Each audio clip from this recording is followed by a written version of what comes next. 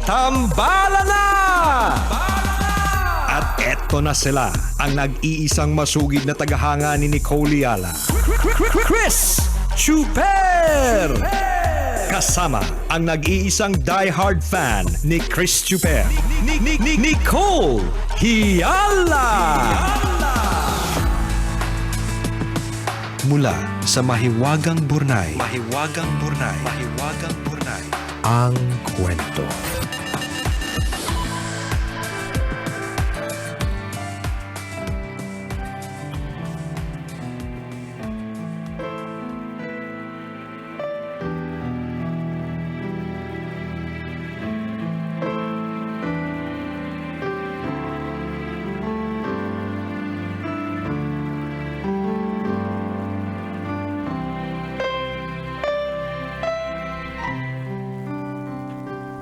Hello, Tambalan! Kakagraduate ko pa lang ng high school noong 2005. Tambalanista na ako. Looking back, ang tanda ko na pala. Itago nyo na lang ako sa pangalang Autumn dahil automatic natutulo na naman ang mga luha ko habang isinasalaysay ko ang aking kwento. I grew up in a family of boys. Kung meron akong namimiss, yun ay ang pagkakaroon ng kapatid na babae. Mabuti na lang dumating si Rain, girlfriend ng isa sa mga kapatid ko. Napakabuti ng puso ni Rain. Hindi siya mapagpanggap. Hindi mapanghusga. Kaya kong ikwento sa kanya ang mga bagay-bagay kahit kalokohan, dahil sigurado akong hindi niya ako huhusgahan. Walang masamang tinapay kay Rin. Unang pagkikita pa lang namin, magkasundo na kami. Kung anong trip ko, trip niya rin. Kung anong ayaw ko, ayaw niya din.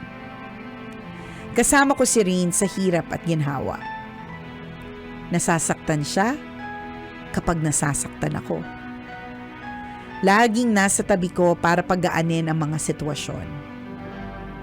Kapag masaya ako, masaya din siya para sa akin. Nakahanap ako ng kapatid na babae, kay Rain. Hindi lang sa akin malapit si Rain. Gusto din siya ng mommy. May isang beses nagkasakit ang nanay ko. Si Rain ang unang-unang karamay namin. Pinaglalaban niya si mommy, pinagluluto, at pinagsisilbihan. Sa mga panahong ayaw ng lumaban ng mommy, she was there to make her laugh. Minsan kinakwentuhan niya para malibang. Minsan naman tahimik lang siya sa tabi, nakikiramdam kung may kailangan ng mommy at nagbabantay hanggang makatulog ito. Sa totoo lang, isa si Rin sa mga dahilan kung bakit pinilit ng nanay ko na magpagaling at mabuhay pa. Sa tabi kasi ni Rin, walang dull moment. Bawal masad. Para sa kanya, makakaya ang anumang problema basta sama-sama. Isang araw, naghiwalay sila ng kapatid ko.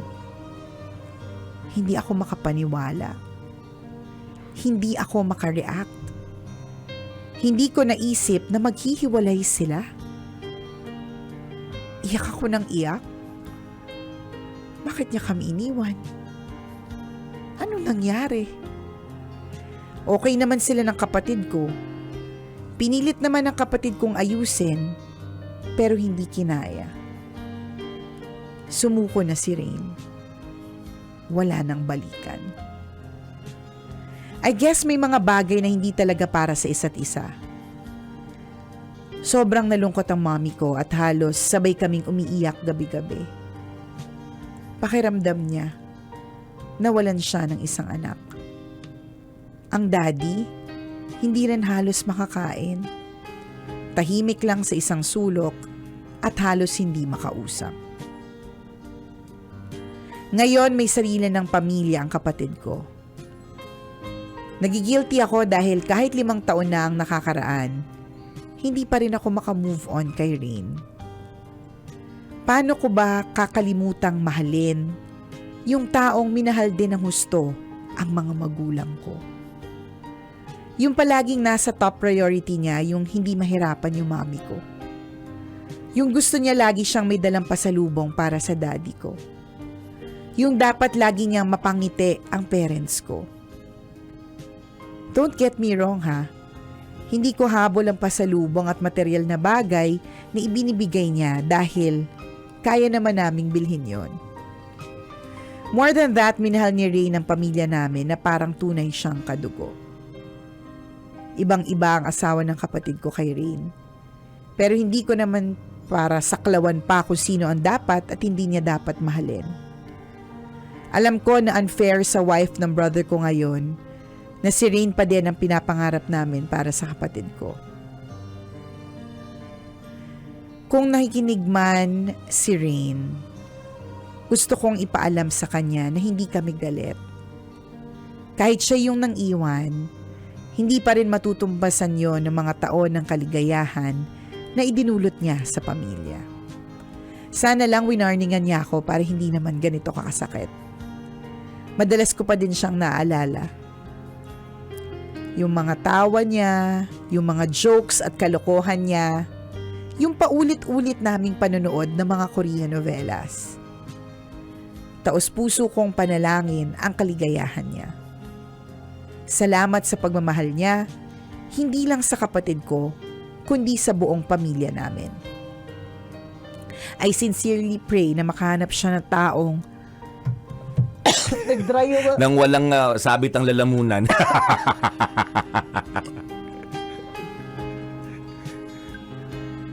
One more. Nag-dry yung throat ko. Wait lang. Hindi feeling ko may sumamang diamante doon sa tubig. Saan galing yung diamante? Doon sa bote. Sorry. Konti na lang eh. Taos-puso kong panalangin ang kaligayahan niya. Salamat sa pagmamahal niya, hindi lang sa kapatid ko, kundi pati sa buong pamilya namin. I sincerely pray na makahanap siya ng taong pahalagan siya at makikita ang worth niya dahil hindi lang siya maganda sa panlabas na anyo. Napakabusilak din ng puso. Hanggang dito na lang Nicole at Chris, ang inyong tambalanista, Autumn.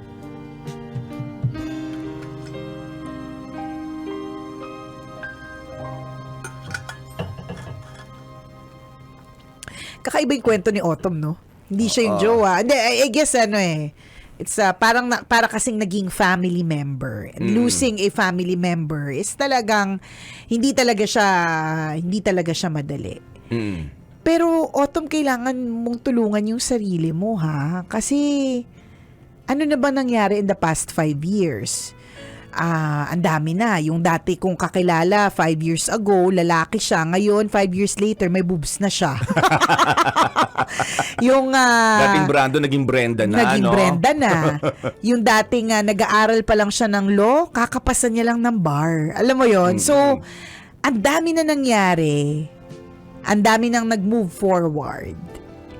And you have to help yourself to move forward also. Okay, hindi naman hindi naman madali yung sinasabi naming moving on at moving forward, pero you have to help yourself really. Kasi at lagi mong tatandaan na hindi lang katulad ng pag-move on ng kapatid mo mula sa kanyang girlfriend na si Rain.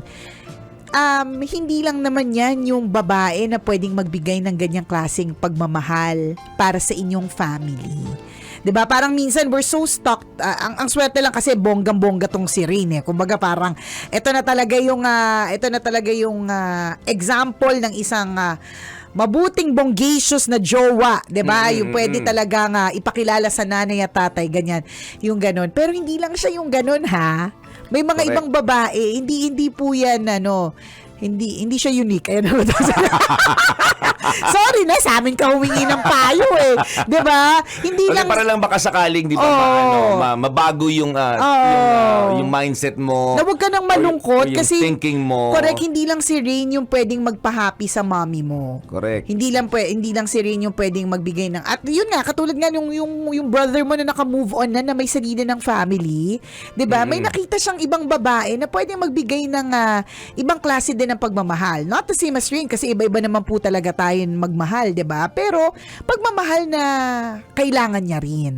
Correct. Ganun. At kailangan mo na rin medyo mag-move forward. Yun, ilang beses binanggit ni Nicole yung moving forward. Paalala namin may ganong salita. Meron. Namnamin mo yung salitang yun, yung Oo. definisyon ng moving forward. Baka sakaling, di ba, Parang may di ka sakatuparan nalulungkot. mo sa lalong madaling panahon. Ay, may tinatawag palang moving forward. Gawin ko nga, step by step, little by little. steps, ganon, Yes. 'di ba?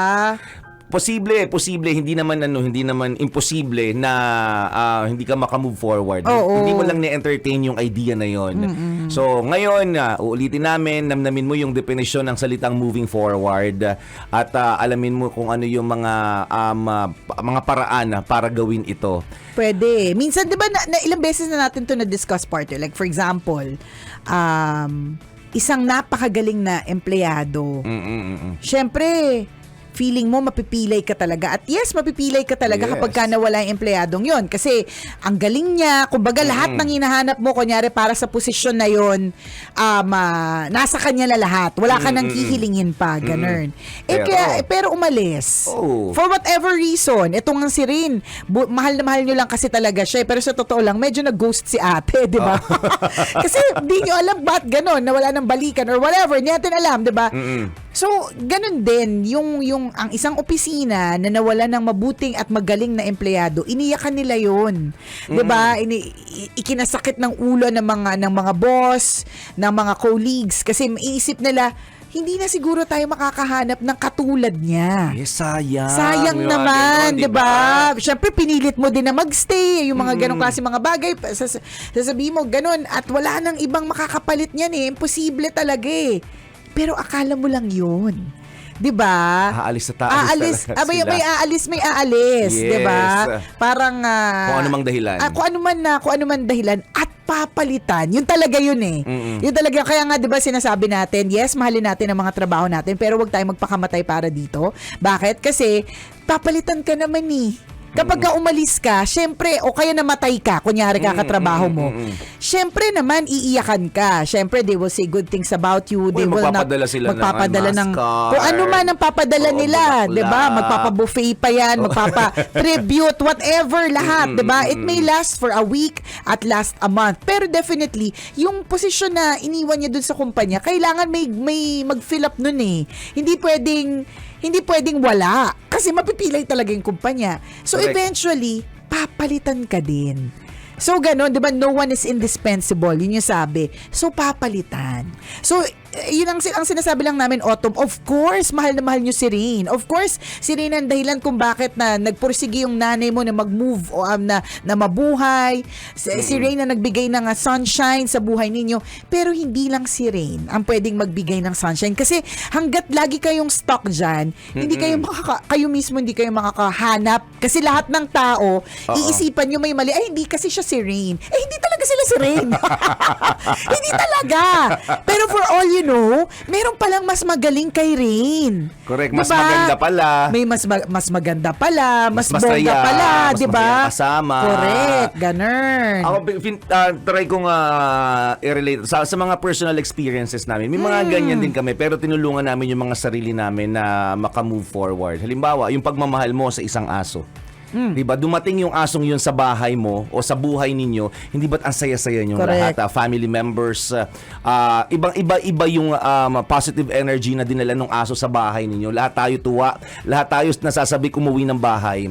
Eh syempre may hangganan yung buhay ng aso, mas maiksi yung buhay nila kumpara sa buhay ng mga tao. So namayapa yung aso. Di ba yung lungkot natin, talagang hindi mo maipaliwanag kung anong klase ng sadness meron ka, na ilang araw mong iniyakan pero wag ka. may iba pang aso eh. May iba pang aso na pwede dumating sa buhay ninyo. At yung asong yun, ganun din, nagbigay din ng happiness, ng positive energy, di ba, ng kaligayahan sa bahay ninyo. So pwedeng may pumalit ulit. So ang binigay na sample ni Nicole sa office. Sa akin yung pagmamahal natin sa pet. Hindi ba't nung may bumili ka o may dumating na pangalawang hayop sa bahay mo o sa buhay mo, di ba't sumaya ka rin? Kasi inalaw mo yun. Oo. So, Diba? allow yourself to be happy. Yes. Kasi ramdam namin, isipin mo, Autumn, ramdam namin na ang lungkot-lungkot mo pa rin about it. Naka-move on na nga yung kuya mo, naka-move on na yung kapatid mo. Oo. Kung kuya mo man siya or whatever, di ba? Diba? So, ikaw din. Wag mong pagkaitan yung sarili mo ng kasiyahan. Correct. Kasi sayang, deserve mo yan. Yes, deserve mo yan at sayang yung panahon. Kung 5 taon ka ng ganyan, sarado yung puso mo o yung isip mo na tumanggap ng, di ba, acceptance kasi na tumanggap ng, tanggapin yung nangyari na at tumanggap ng bagong tao or bagong, kung sino man pwede magbigay ng kaligayahan sa inyo, i-open mo na yon. Correct. Ikaw Diba? mismo maghanap ka na ng jowa. Yes. Yung talagang aalagaan Isa ka. yun. Oo, aalagaan ka, aalagaan mo, aalagaan din yung pamilya mo. At uulitin namin, si Rain is not... Alam ko na mamahal mo, pero ulitin ko lang, hindi siya unique. Ibig sabihin, hindi siya yung one of a kind genius na siya lang yung pwedeng gumawa nun. 'Di ba? Correct. Kasi meron, madaming babae na ganyan. Totoo. Na pagsisilbihan ka, ibibigay sa iyo ang lahat. Napakaraming babaeng ganyan. Isipon nilang mabaho hininga niya. Diba? Oo, diba? As in, ano yan, sa laula sa bahay. Kaya hindi na inilaw ng pagkakataon na manatili diyan sa bahay ninyo. Ganun eh. May dahilan kapintasan kasi. May kapintasan din naman yan. Tsaka wala. Nag-asawa na yung kapatid mo. Yun na yun talaga eh. Kumbaga yun na yung parang ultimate na mag-move forward na din po tayo. And more Ganyan. Pero madali lang tong sinasabi namin We know that it's easier said than done. At hindi namin dinidisregard yung feelings mo. Ang sinasabi lang natin, hanggang kailan ka kasi magiging malungkot. Sabi nga ni partner, di ba? I-allow mo naman yung sarili mo na maging masaya. Correct. Di ba? Yun yung nga sinasabi na lagi ng tabalan, you are in charge of your own happiness. Di ba? Choice mong maging masaya, choice mong maging malungkot. So in this case, pwede ka may option ka na maging masaya at control mo yun. Correct. I-allow mo na mangyari sa buhay mo na maging masaya. Kaya yan. Correct. Isa pang pwede mong tingnan na anggulo, kumpleto kayong pamilya.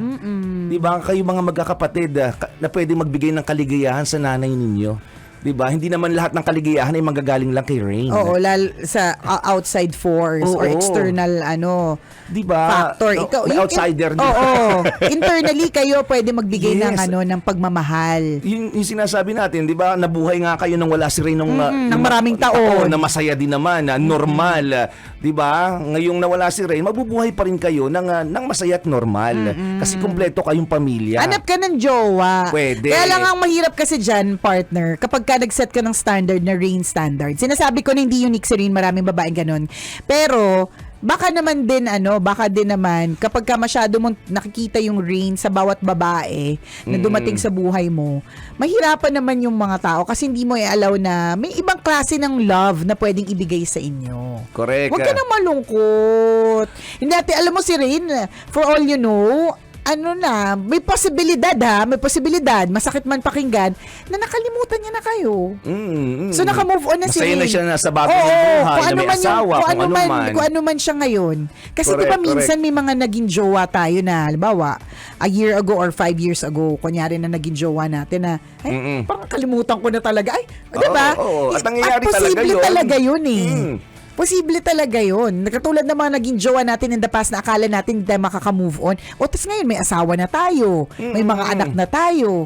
O ganun. Masakit man pakinggan pero baka si Rain okay na siya eh. Tama. Diba? Hindi na nga niyan iniisip na galit kayo eh. Diba? Correct, Posibleng correct. hindi na niya kayo naaalala. Sorry na Autumn if this will bring tears to your eyes, no? Pero you have to help yourself. Tama. Tulungan mo yung sarili mo. Tsaka kung paano mo nakitaan na paano nyo nakitaan si Rain ng kanyang magagandang qualities. Ganun nyo din tingnan yung yung asawa ng kapatid mo. Oo, kawawa naman yung asawa ng kapatid mo. Lagi na lang nako-compare. Yes. Siguro rin din na yung sa pangalang Rain. Buti pa si Rain, sana si Rain, puro ganun. Oo. Kakitaan nyo din siya ng magagandang qualities. Meron yan. Diba kaya nga inasawa ng kapatid mo yan eh. Correct. Diba? May nagustuhan. At tingnan nyo rin din yung aspetong yun. Diba? Baka sakaling matumbasan or mahigitan pa nung bagong babae sa bahay ninyo yung qualities ni Rain. I-allow mo yung yung sarili mo na To discover those things. Yes, diba? Para happy ka na din. Para Oo. hindi ka nagka-cry. Tama. Okay, Docs? Salamat, Autumn, for sharing your story with us. At kung ikaw, Kabisyo, meron ka ring kwento na gusto mong i-share sa amin, pwede mo kaming i-email. Send your stories at mahiwagangburnaystory@gmail.com. Bali mo, kwento mo na ang ating pag-uusapan sa mga susunod na araw. Kaya send mo na yan, Kabisyo. or di naman kayo, pwede kayo mag-PM sa aming Tambalan Facebook page. I-search nyo lang po sa Facebook, Tambalan. Mamaya po sa pagpapatuloy na ating Facebook Live, ang ating Fanscan. Muli ako po si Nicole Yala. At ako naman si Cambio King Chris Chuper. Na nagpapaalala, walang matatag na relasyon sa malanding may determinasyon. Yon!